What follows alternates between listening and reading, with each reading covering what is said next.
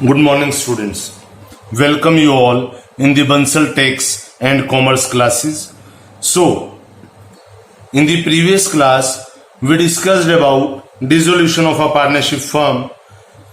By continuing the same topic, today we will cover very important points related to the same chapter, same topic. So, we have to focus very sincerely about WCR.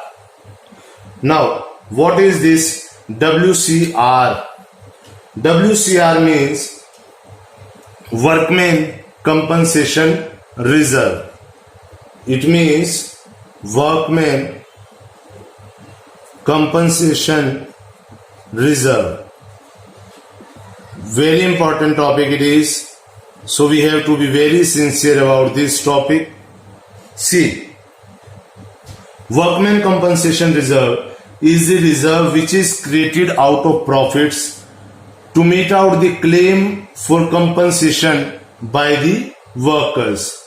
It means sometimes what happen that due to any casualty, firm may be in the need to pay some sort of compensation to the workers, and to meet out any type of casualty, firm may be in the need of heavy liquidity, and that instance may affect the firm badly. ताकि इस तरीके की कोई problem ना face करनी पड़े, इसलिए हम इस रिजर्व को बनाते हैं. अब रिजर्व बनाने का ये भी मतलब नहीं कि कोई ना कोई मिस हैपनिंग डेफिनेटली होनी है. देयर आर चांसेस कि मिस हैपनिंग हो या ना हो. अगर कोई मिस हैपनिंग नहीं होती, जैसा कि हम चाहते भी हैं कि किसी तरह की कोई कैजुअलिटी ना हो, तो वहां पर कोई भी लायबिलिटी हमारी नहीं रहेगी. ध्यान से देखिए, आप इसको फर्स्ट केस बना देते हैं हम. कोई भी लायबिलिटी उस केस में नहीं होगी. और आप क्या करेंगे, आप इसके लिए एक एंट्री पास करेंगे, WCR account debit to partners capital account. What the result will be, ये रिजर्व का सारा पैसा जो पार्टनर्स ने ही दिया था वो पार्टनर्स के कैपिटल अकाउंट के अंदर क्रेडिट हो जाएगा. अब सेकेंड केस हमारे पास क्या हो सकता है कि जो हमारी लायबिलिटी है वो रिजर्व से कम है. मान लीजिए रिजर्व हमने बनाया हुआ है 50,000 रुपए का. तो सबसे पहले मैं एंट्री पास करने स्टार्ट करता हूं, WCR account debited bye 50,000. Reserve हमने 50,000 का क्रिएट किया था, लेकिन मान लीजिए लायबिलिटी वहां पर जो हमारी रेज हो रही है वो लायबिलिटी कितने की है, और उसके लिए क्या एंट्री करेंगे, टू रियलाइजेशन अकाउंट. जो लायबिलिटी का क्लेम है उसके लिए मैं क्या लिख रहा हूं, टू रियलाइजेशन अकाउंट. वहां से उस पैसे को कवर किया जाएगा जो लायबिलिटी हमारी क्लेम के लिए बनती है. मान लीजिए ये लायबिलिटी हमारी 20,000 रुपया बनती है, 20,000. तो बचा हुआ जो अमाउंट है मेरे पास वो पार्टनर्स की कैपिटल अकाउंट के अंदर ट्रांसफर हो जाएगा. So the entry will be WCR account debit 50,000 to realisation account 20,000 to partners capital account 30,000. उसके बाद ऐसा भी केस हो सकता है कि जब WCR जो 50,000 का है, लायबिलिटी भी 50,000 की, क्लेम भी 50,000 का हो जाए, तो उस केस में हम क्या एंट्री पास करेंगे, WCR account debit 50,000 to realisation account 50,000. और कोई भी पैसा क्योंकि बचा नहीं है इसलिए पार्टनर्स कैपिटल अकाउंट में नहीं आया है. अब देखिए क्या क्या केस कर चुके हैं हम कि कोई कंपनसेशन हो ही ना, कोई लायबिलिटी नहीं, सारा पैसा पार्टनर्स को मिलेगा. लायबिलिटी है लेकिन रिजर्व ज्यादा है, बचा हुआ पैसा पार्टनर को मिला. रिजर्व और लायबिलिटी बराबर है, पार्टनर्स को पार्टनर के कैपिटल अकाउंट में कुछ भी नहीं गया, एक ये केस हो सकता है कि लायबिलिटी का अमाउंट रिजर्व से भी ज्यादा है, तो उस केस में आप क्या करेंगे? अगर जो रिजर्व बनाया आपने लायबिलिटी उससे भी ज्यादा है, तब आप क्या करेंगे? आपका सारा रिजर्व वहां पर क्लियर हो जाएगा। जितना भी रिजर्व आपने बनाया था, रिजर्व मान लीजिए 50,000 बनाया हमने, लायबिलिटी या क्लेम 70,000 का आ जाता है, तो WCR तो वहां पर सारा ही कंज्यूम हो जाएगा। तो देखिए इन केसेस में किस तरीके से हम एंट्री पास करेंगे, कैसे इसको ट्रीट करेंगे, वो समझते हैं अलग अलग केसेस लेकर। बहुत इंपॉर्टेंट टॉपिक, नॉर्मली स्टूडेंट्स इस तरह के टॉपिक में कहीं ना कहीं मिस्टेक कर जाते हैं। तो देखिए किस तरीके से इसका ट्रीटमेंट किया जाएगा उसको समझेंगे हम। एग्जाम्पल लेते हैं फर्स्ट पॉइंट बनाकर। मान लीजिए मैं एक बात करता हूं यहां पर कि सपोज दो पार्टनर हैं ए और बी और इनकी रेशो है 2:1। दो पार्टनर ए बी, इनकी रेशो है 2:1। हमने WCR बनाया मान लीजिए 3 लाख। वर्कमैन कंपनसेशन रिजर्व हमने 3 लाख का बना लिया। अब फर्स्ट केस में मैं बात कर रहा हूं कि WCR मेरा 3 लाख है, WCR 3 लाख, और यहां पर कोई भी लायबिलिटी नहीं है, नो लायबिलिटी, मतलब कोई भी क्लेम नहीं है। तो इस केस में क्या एंट्री पास होगी? WCR account debit to A to B, मतलब 2A is capital to B is capital account. और क्या करेंगे आप यहां पर 3 लाख रुपीज को डेबिट कर देंगे, और रेशो मेरे पास क्लियर है 2:1, 2 लाख और 1 लाख। इस तरीके से ये सारा पैसा पार्टनर्स का था, उन्हीं को मिल जाएगा। Now in the second case, suppose WCR it is of 3 lakh and liability, in next case the liability is 1.8 lakh. Liability is 1.8 lakh. So now see how we will treat WCR debit, WCR account debit कैसे? 3 lakh to. अब क्या करूंगा मैं? सबसे पहले liability का पैसा क्या होगा? जो हमारा WCR का पैसा लायबिलिटी के इक्वल है, उसको मैं रियलाइजेशन अकाउंट के अंदर डाल दूंगा। टू रियलाइजेशन अकाउंट 1,80,000, बच गया कितना? 120। To A is capital to B is capital, कितना? 1,20,000, यानी कि 2:1 में डिस्ट्रीब्यूट करूंगा तो मैं 80,000 और 40,000, और इन तीनों का टोटल 3 लाख के इक्वल हो गया। ये मेरे पास यहां पर 2 केसेस। अब और केसेस को एग्जाम्पलीफाई करते हैं जो हमने डिस्कस किया है, देखते हैं उससे क्या रिजल्ट निकल कर आएगा। थर्ड केस,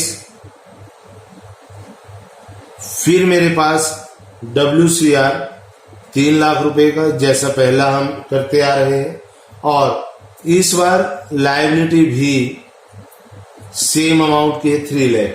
तो इस केस में क्या होगा? आपका कोई भी पैसा आपके पास नहीं बचा। आप यहां पर क्या करेंगे? WCR account debit, WCR account debit to realisation account 3 lakh 3 lakh. जितनी लायबिलिटी थी उतना ही रिजर्व था। ये सारा पैसा रिजर्व का हमने रियलाइजेशन में ट्रांसफर कर दिया, और फिर लायबिलिटी की पेमेंट करेंगे नेक्स्ट केस में, और एंट्री पास होगी realisation account debit to bank account, realisation account debit to bank account 3 lakh. ये लायबिलिटी पे हो गई है जो वर्कमैन कंपनसेशन की थी, क्योंकि अमाउंट इक्वल था, हमने उसको पे कर दिया है। तो ये मेरे पास थर्ड केस हो गया। मैं एक बार रिपीट कर रहा हूं यहां तक। फर्स्ट केस में हमने बात की थी कि WCR 3 लाख, कोई लायबिलिटी नहीं, तो वो सारा पैसा ए और बी के अंदर 2:1 की रेशो में डिस्ट्रीब्यूट कर दिया था। सेकेंड केस में हमने बात की कि WCR 3 लाख और लायबिलिटी 180, तो हमने क्या किया, WCR को 3 लाख से डेबिट करते हुए रियलाइजेशन में 180 चला गया और 120 पार्टनर के कैपिटल अकाउंट में आ गया। तो जो हमने 180 रियलाइजेशन में ट्रांसफर किया था उसकी पेमेंट कर देंगे। इसी तरीके से एंट्री पास करके realisation account debit to bank account 1,80,000। और थर्ड केस में हमने बात की कि WCR और लायबिलिटी दोनों बराबर हैं, तो पहले WCR का सारा पैसा रियलाइजेशन में डाल दिया और रियलाइजेशन से उसकी पेमेंट कर दी गई। फोर्थ केस, अब WCR मेरे पास 3 लाख रुपए का है, लेकिन लायबिलिटी मेरे पास 4 लाख रुपए की है। तो अब मैं क्या करूंगा, सबसे पहले, क्योंकि रिजर्व में जितना पैसा है लायबिलिटी उससे भी ज्यादा है, तो मैं सबसे पहले क्या करूंगा, WCR account debit to realisation, कितना अमाउंट, 3 लाख रिजर्व में था, 3 लाख ट्रांसफर कर दिया। अब मैं क्या करूंगा, इसी केस में एक और एंट्री पास करूंगा, realisation account debit to bank account 4 lakh. देखिए, मैंने रियलाइजेशन में क्रेडिट तो किया 3 लाख, लेकिन डेबिट कर दिया रियलाइजेशन को 4 लाख रुपीस के साथ। इसका मतलब जो डिफरेंस का 1 लाख रुपी है एक्स्ट्रा लायबिलिटी जो मीट आउट होगी, that will be paid from the realisation account. So these are the 4 cases related to this WCR. And now next point of this WCR, that is 5th point and last point I will discuss with you people, that in 5th case suppose reserve हमारे पास नहीं है, WCR मेरे पास है नहीं, नील है या नहीं है, और हमें फिर भी कंपनसेशन देना है, मान लीजिए 1 लाख रुपए का, लायबिलिटी 1 लाख रुपए की है मेरे पास 1 lakh, then what the entry I will be passing, realisation account debit to bank account, realisation account debit to bank account 1 lakh. इस तरीके से ये एंट्रीज हम पास करेंगे और वर्कमैन कंपनसेशन के सारे इंस्टांसेस या सारे केसेस जो भी हो सकते हैं हमारे पास, वो सब हमने यहाँ डिस्कस किए और उसको विजुअलाइज करके दिखाया। अब कुछ छोटी छोटी और बातें बड़ी इंपॉर्टेंट इस चैप्टर की। मान लीजिए आपको बैंक ओवरड्राफ्ट दिया हुआ है, तो बैंक ओवरड्राफ्ट क्योंकि हमारी एक शॉर्ट टर्म बोरोइंग होती है, इसको सबसे पहले रियलाइजेशन अकाउंट की क्रेडिट साइड में लेकर जाया जाएगा। It will be transferred to the credit side of the realisation account as other liabilities are being taken at the same place, and after that it will be paid off. After that it will be paid off. Likewise, if we are given bank loan, then it is also to be transferred to the credit of the realization account and will be paid off. If partner loan is there, then it will be shown in the separate account, that is partner's loan account, as we discussed in the previous video. This is the fourth class related to this chapter. We discussed all the details in the first 3 videos of dissolution of a partnership firm, and today also we are taking the key points, important point of the same chapter. We are trying to visualize maximum to maximum cases which can be there, which can create trouble for the students. Now, one point I am discussing, that suppose one bill receivable is there, it is of 15,000. It was received from a customer and the bill was discounted from the bank. When I received this BR of 15,000 from the customer, it got discounted from the bank, but unfortunately the debtor became insolvent. And let us suppose 60% has been received from his estate. I am repeating my example that if one BR is there, it is of 15,000. I have received it from one customer and 60% has been received from the estate of the customer debtor because he became insolvent. So what we have to do now? We have discounted the BR of rupees 15,000 from the bank. So bank will take 15,000 from me and I'll be getting 60% from the customer. So what journal entry I will pass in this case? Bank account debit to realization account. Bank account debit to realization account. 60% 9,000 होता है, तो 9,000 मेरे पास आ गया, उसकी entry मैंने कर लिया है। और लेकिन बैंक को मुझे पूरा ही पैसा देना होगा, तो मैं एंट्री क्या पास करूंगा? Realisation account debit 15,000 to bank account 15,000 to bank account 15,000। इस बात को बहुत ही ध्यान देना होगा हमें कि अगर इस तरह का कोई केस आता है तो उस केस में जितना पैसा डिस्काउंट हुआ वो मुझे रियलाइजेशन के डेबिट में लिखना होगा and whatever I have received from that customer is to be credited to the realisation account. अब इस पॉइंट को करने के बाद आगे चलते हैं और देखते हैं कि किस तरीके के केसेस हमारे पास आ सकते हैं। देखिए, इसके बाद मैं और एक केस आपके सामने डिस्कस कर रहा हूं। मान लीजिए आपको स्टॉक दिया है क्वेश्चन के अंदर। देखिए, इसको हटा देते हैं हम और अब एक और नया पॉइंट लेते हैं कि मान लीजिए आपको बैलेंस शीट में स्टॉक दिया है और स्टॉक की वैल्यू मान लीजिए आपको गिवन है 1,78,000। तो आपने सबसे पहले तो इस 1,78,000 को debit side of realisation account transfer कर देना है, एक बात। उसके बाद मान लीजिए आपको दिया है कि एक फॉर्म जिसमें ए बी सी डी कुछ पार्टनर्स हैं और उसमें बी ने स्टॉक ले लिया है। उसने स्टॉक कैसे लिया? स्टॉक हमारा था कितने का? 1,78,000 का, और उसने इसको कितने में लिया? सपोज 1,60,000 में।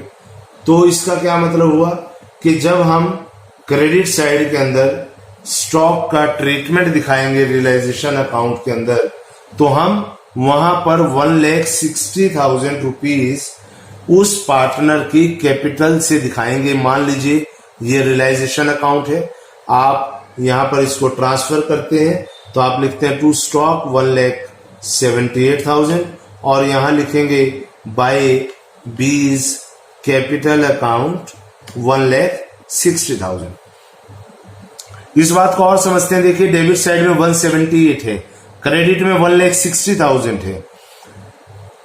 रियलाइजेशन अकाउंट एक नॉमिनल अकाउंट होता है और नॉमिनल अकाउंट की डेबिट साइड में 18,000 एक्सीड कर रहा है क्रेडिट साइड से। इसका मतलब फर्म को लॉस है इस स्टेज के ऊपर। तो यहां पर ऑटोमेटिकली सेटलमेंट मुझे दिखाई दे रही है। उसके बाद आगे बात करते हैं कि मान लीजिए ये केस होने के बाद मैं बात करता हूं कि अगर मुझे स्टेटमेंट में कुछ इस तरीके से दिया है, मान लीजिए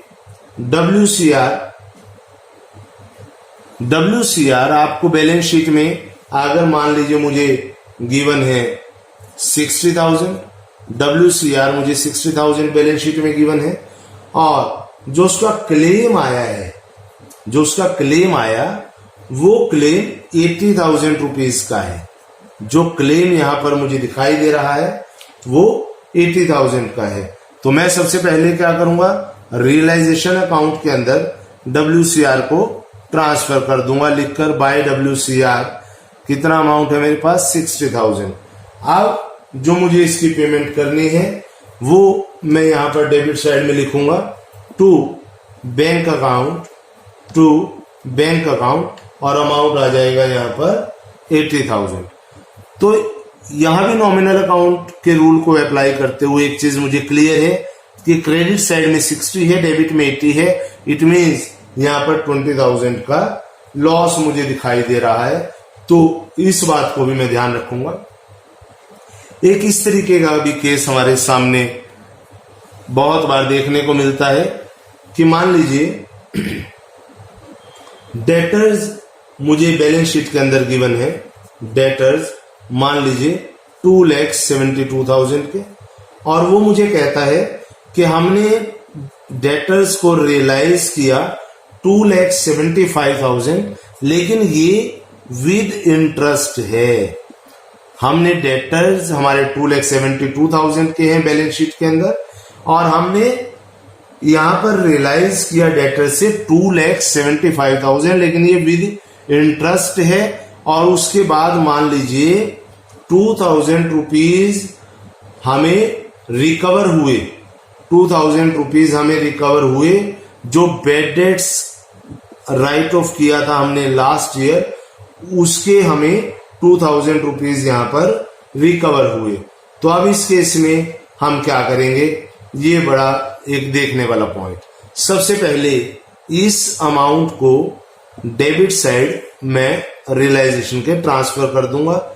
मैं यहां 2,72,000 को टू डेटर्स करके नोट कर देता हूं, मेंशन कर देता हूं।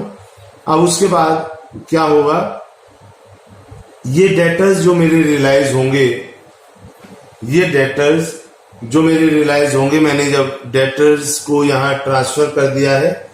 अब यहां पर जब डेटर रियलाइज करेंगे तो इस बात को ध्यान रखूंगा मैं कि जो 2,75,000 मुझे रिसीव हुआ, that will be shown on the credit of the realisation account, and this 2,000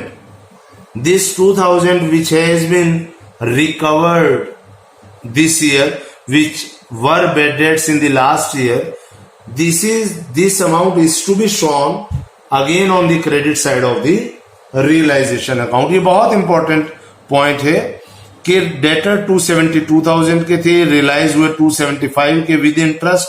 ये अमाउंट क्रेडिट साइड में आ जाएगी। 2,000 जो बेड थे वो बेड डेट्स हमारे रिकवर हुए हैं, और रिकवर होकर उनको भी हमने क्रेडिट साइड में ले लिया है।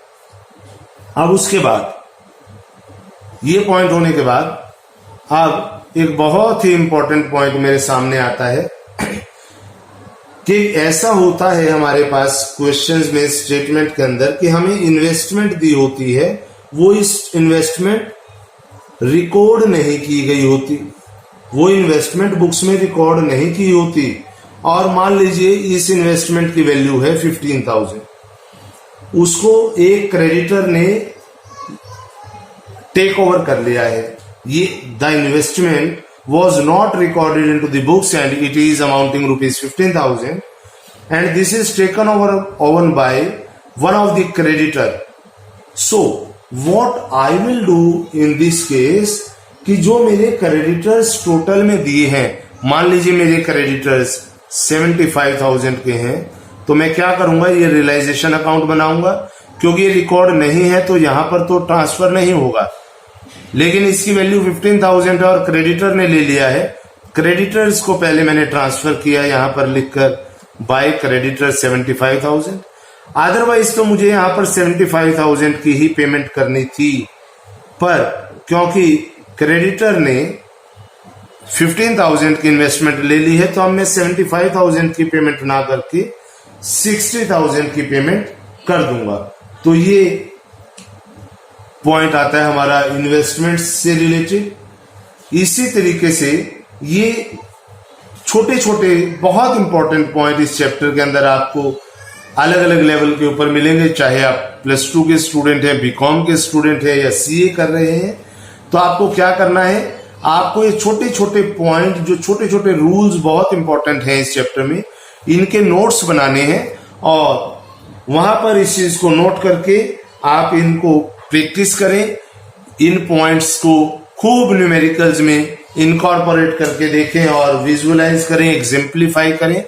और अगर कोई प्रॉब्लम आपके सामने आती है तो आप कमेंट बॉक्स में लिखकर वो प्रॉब्लम शेयर कर सकते हैं। Definitely I will try to resolve that query.